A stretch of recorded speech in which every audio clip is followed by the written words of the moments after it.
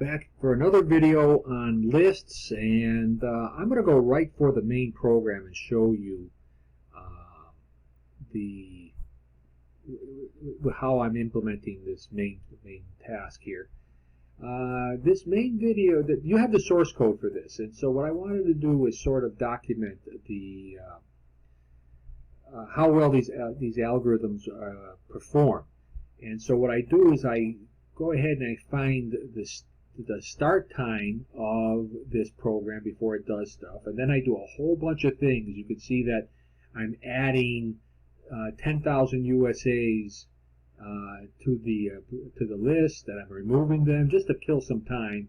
And then what I want to do is I just start adding all these different countries to the data structure, and then I remove them, and then I determine basically how long it took, subtract the times, and then see what I have here. But what you're going to do, what you're going to appreciate is, hey, MyList is a variable that's generically typed as a MyList of strings. Now, remember, MyList that we talked about before is an interface. It's not a class. So this can accept any object that implements that interface. So at first I'm going to start off with a linked list, which we theoretically don't know about yet, but I want to show you dramatic results of how one data structure works better than another. And so if I go and run this, you'll see a number here. And this number, just don't take, it really depends upon how fast your computer is and what else your computer is doing. But just remember 2 million. 2 million is essentially the number of nanoseconds it takes to do all these operations. Now the beauty of what I'm going to show you here is, listen, all these methods don't change. Don't change. What I'm going to do is bring in another data structure that implements the list. And see, this is an array list. And so radically different implementation of this list, because you have a radically different implementation, because buried inside is an array, and a linked list is nowhere near an array implementation. So let's run this again.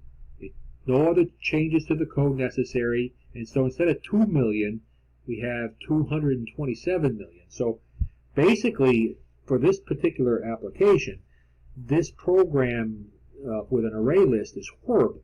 It works, it's still horrible because it's almost 100 times slower than the linked list. So if I go back to tell you it's not a fluke, let's go back to the linked list implementation, let's run this, and we're back to about 2 million. Okay, so I think I convinced you that it's not only from a programming standpoint do we program generically, so that the main program doesn't have to change if you decide to change your implementation, that basically different data structures perform better than others in certain scenarios. We're going to go over that now. So let's take a look at the linked list and show you what the code is for the linked list. So we're not going to really worry about that right now. Okay, let's take a look at the list. And this is going to be something new right off the bat. First off, MyLinkedList implements MyList. Okay, fine. So we're guaranteed we're going to have to implement a bunch of these methods that are buried inside that interface. To implement it, we need to first show you what a linked list is. I'm going to bring this as part of your textbook or whatever you're using. The Revel will have this diagram. So basically, this is a node right here. That's a node, and that's a node, and that's a node. And nodes have basically their data. I wish they would have called this data, not element, but I wish they could have called it data. Basically, you're going to store some data here, and associated with that data is a pointer to where you can find the next piece of data in this list. Now, this is still a list. Okay, this is the 0th element, the first element, blah, blah, blah, last element. Okay, the only big difference that you didn't see with an array, and we're not going to talk about arrays in chapter 24. We beat that to death. Arrays, array lists, we beat that to death. You know how an array works and how an array list works. We're only going to concentrate on linked lists. And so what's happening here is we have the data and we point Okay, let's go back here. Let me minimize this a little bit. I may have gone off the screen. And then we point to the next element. See, in an array, the 0th element is guaranteed to be before the first, physically in memory, before the first element before the second, seconds before the third. Not the case here. This could be at location 1000. The next element in the list could be location 2000. The last element could be location 0. Who knows where the system decides to put these nodes? So that's why you need a next pointer, okay, and program accordingly. So let's move this out of the way. And so we need to take a look at the code necessary to implement a node. And there you go. I suppose we could make these private. In fact, we probably should make them private. Those fields themselves are private. Okay. Let's save that. I don't believe that didn't change anything. That's good. But what you should get out of this is, hey, this is something new. This is a class buried inside another class. This is your outer classes, and that's all we've been doing pretty much is outer classes. But this guy here is a class buried within another class, and we even made it private. The idea is that this node is only going to be used, or the definition of this node is only going to be used by a linked list. There really isn't any compelling reason why the class node. I suppose you could put this in an external class and make it an outer class. Problem is now you're making that definition available to other classes, and really there's no need for those other classes to know about nodes. Only linked lists require the definition of nodes and what to do with a node. So that's a nice thing. Okay, private data right here. Static means that this class will have no connection to the outer class's data. Like here's the outer class's data, heads and tails, and there's no reason for that class to have access to those heads and tails. So we make it static. If it wasn't static, it is possible. It is possible for that inner class to have direct access to these heads and tails and size values. But it's just easier. It's just static means you're just burying that code and there's no connection, direct connection to the data of the outer class. So that's good. We'll move that. And that's called node. And basically this is the same thing that we've seen, angle bracket E.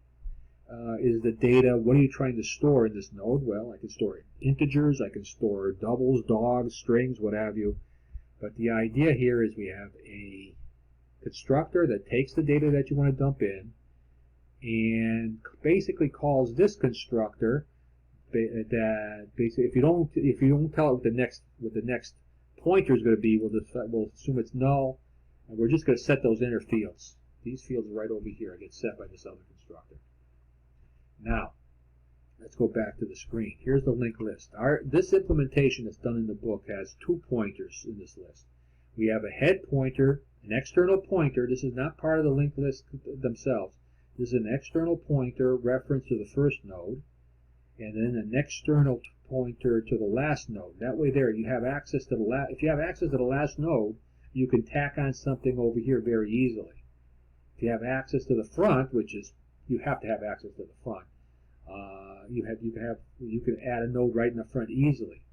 And so right off the bat, you could tell that linked lists aren't very good when you want to grab the 500th element. That's the one problem with linked lists. Linked lists, okay, are horrible in terms of trying to retrieve information from them, because if you want the 500th element, you actually have to say, oh, go to 0, follow this pointer, go to the first, follow this pointer. You got to do that 500 times until you find the node you want. That's logically the 500th node, and then return that data. That sounds slow. But with an array list, since everything is in memory one right after another, it's very, very fast for it to find the 500th element. So that's that's one implementation right there. In fact, remember that big O notation that I told you to watch those videos early on?